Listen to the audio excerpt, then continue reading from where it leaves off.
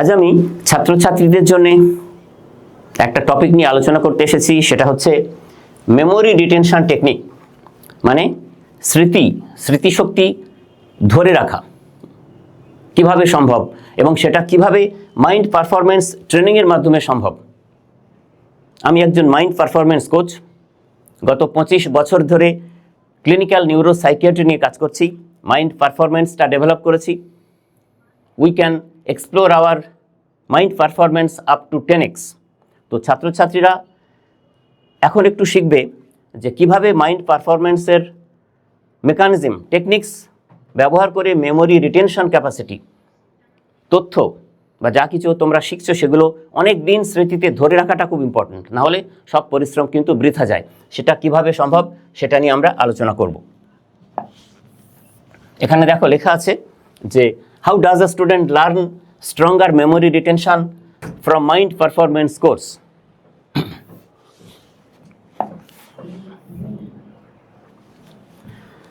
আমরা জানি যে স্মৃতিশক্তি কিন্তু শুধুমাত্র তথ্য বা ইনফরমেশন জমিয়ে রাখার জায়গা নয়, বরং সেটা সময় মতো যখন পরীক্ষার হলে লিখতে হবে বা ক্লাসে যখন প্রশ্ন করবেন শিক্ষক মহাশয় জানাতে হবে তাকে, তার জন্য কিন্তু এই রিট্রাইভাল খুব ইম্পর্টেন্ট, সেটাকে রিটেন করা এবং সেটাকে পারফর্ম করা। তো আমি প্রথম এখানেও আমি এই টপিকের ওপরে মেমোরি রিটেনশন টেকনিক্স কীভাবে বাড়বে থ্রু মাইন্ড পারফরমেন্স, এখানে আমি 5টি টেকনিকের কথা তোমাদের শেখাবো, একটু মন দিয়ে যদি শোনো। প্রথম হচ্ছে স্পেসড রিপিটেশন সিস্টেম। কি জিনিস না, আমাদের ব্রেনে একটা ফরগেটিং কার্ভ আছে। কীরকম না, তথ্য ভুলে যাওয়ার প্রধান কারণ হচ্ছে ওই ফরগেটিং কার্ভ। এই ফরগেটিং কার্ভটা থামাতে হবে, তবে কিন্তু তথ্য বা ইনফরমেশান তোমার মেমোরি যে স্প্যান সেখানে সেটা থাকবে। কি পদ্ধতিতে করব আমরা সেটা, যেমন একটা তথ্য একটা জিনিস শেখার পরে 1 দিন, 3 দিন, 7 দিন এবং 30 দিন এরকম একটা ইন্টারভ্যালে রিভিশন দিতে হবে। সেই জন্যে এই টেকনিকের নাম রিভিশন, একটা method, speed repetition system, SRS, একটা রিভিশন মেথড। এর ফলে কি হবে না, এই ফরগেটিং কার্ভটা স্টপ হয়ে যাবে। ফরগেটিং কার্ভটা যদি তুমি স্টপ করতে পারো তাহলে যে তথ্য তুমি শিখবে সেগুলো কিন্তু নলেজে কনভার্ট হয়ে যাবে। সেটা খুব ইম্পর্ট্যান্ট।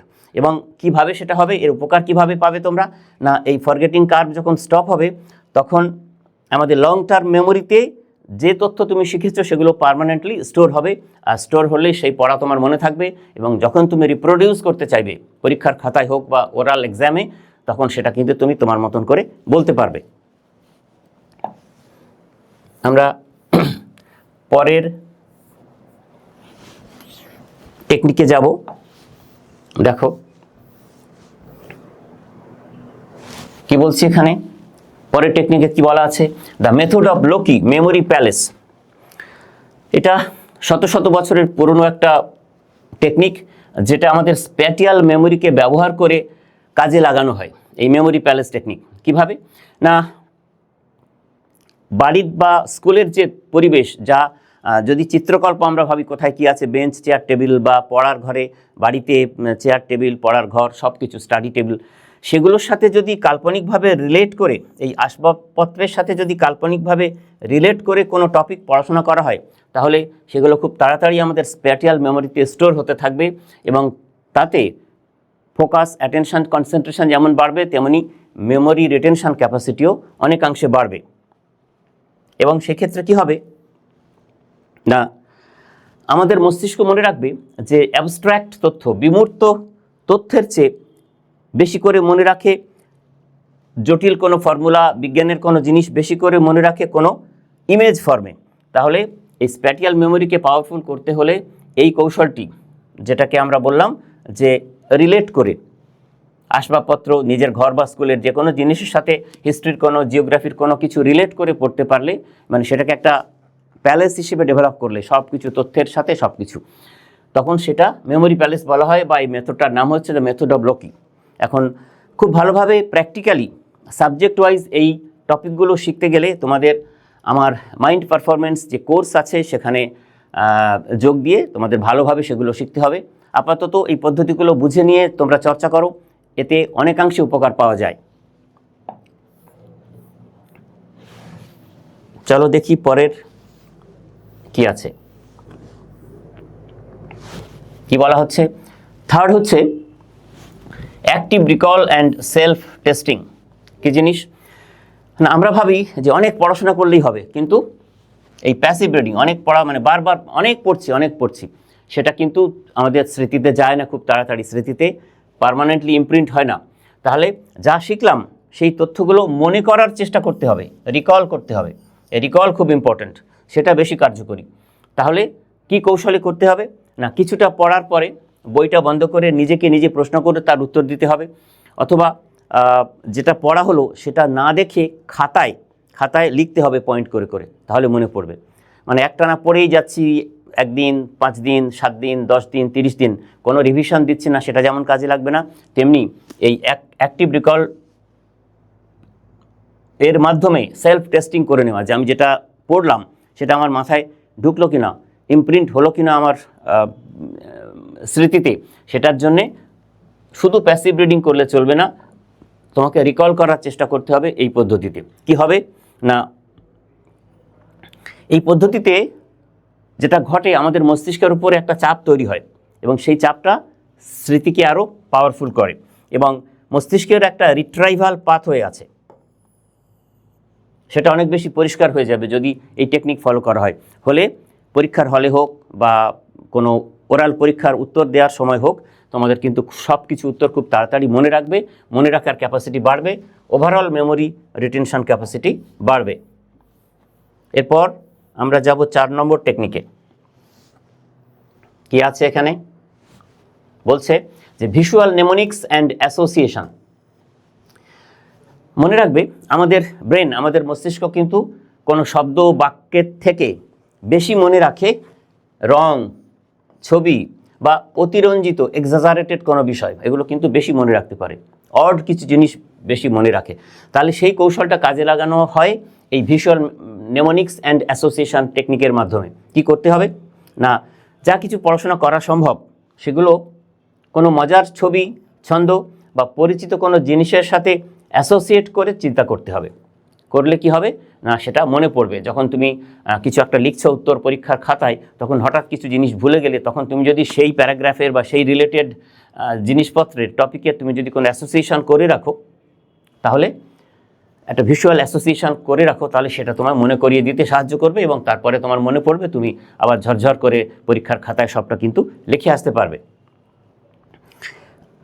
অনেক সময় কি হয় না, অনেক খটোমটো বৈজ্ঞানিক জটিল ফর্মুলা থাকে, সেগুলো যদি কোনো মজার গল্পের সাথে তুমি রিলেট করে রাখতে পারো, তাহলে কিন্তু মনে করতে তোমার খুব সুবিধা হবে।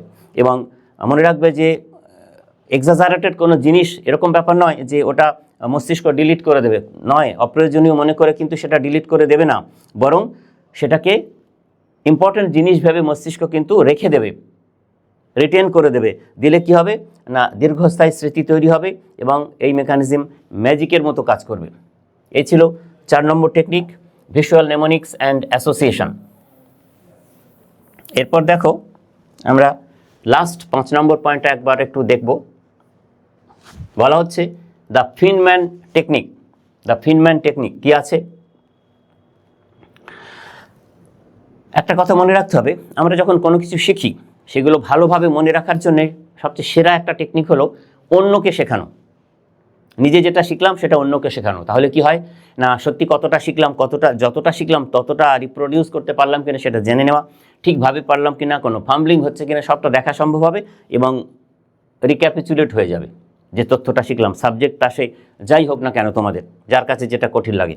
তাহলে কি করতে হবে না, কোনো কঠিন বিষয় তোমরা যখন পড়বে তখন তোমার থেকে ছোট কাউকে সেটা ব্যাখ্যা করো, বা তোমার ক্লাসের যে ছেলেটি পড়াশোনায় বা মেয়েটি পড়াশোনায় ততটা ভালো নয়, গ্রুপ স্টাডি করতে বসে তার সাথে তুমি যেটা শিখলে সেটা যত্ন করে শেয়ার করো, দেখো সে পুরোটা শিখলো কিনা, তাতে তুমিও বুঝে যাবে যে তুমি পুরোটা শিখেছো কিনা, যেটা চর্চা করেছো, আর তাকেও শেখানো হলো।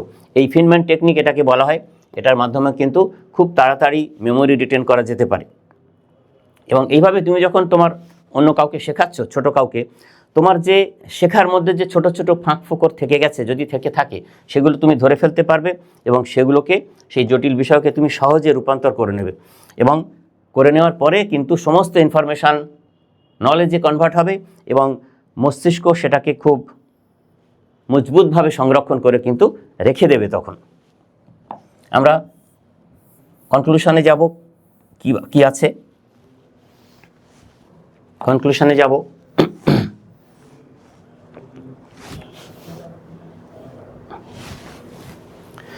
তাহলে আমরা বললাম যে মেমোরি রিটেনশন অসাধারণ পর্যায়ে পৌঁছে যাবে যদি এই 5টি টেকনিক তোমরা ফলো করো। 1 মিনিট 1 মিনিট করে 5 মিনিটের ব্যাপার করা যায়। তাহলে কি হবে না, পরীক্ষার আগের রাতে ওই রাত জেগে মুখস্থ করছি এই জিনিসটা প্রয়োজন হবে না। এবং যা কিছু ইনফরমেশান, তথ্য তুমি শিখছো, ম্যাথামেটিক্স, ইংলিশ বা যে কোনো ইকোনমিক্স, যে কোনো কঠিন সাবজেক্টে, স্ট্যাটিস্টিক্স, তখন তোমার তথ্যের উপরে কিন্তু পূর্ণ নিয়ন্ত্রণ চলে আসবে এবং আত্মবিশ্বাস তৈরি হবে। সুতরাং মস্তিষ্ককে যদি ইনপুট নিতেই হয় তাহলে ঠিকভাবে নিতে হবে এবং তার আউটপুটও তখন আবার ঠিকভাবে পাওয়া যাবে।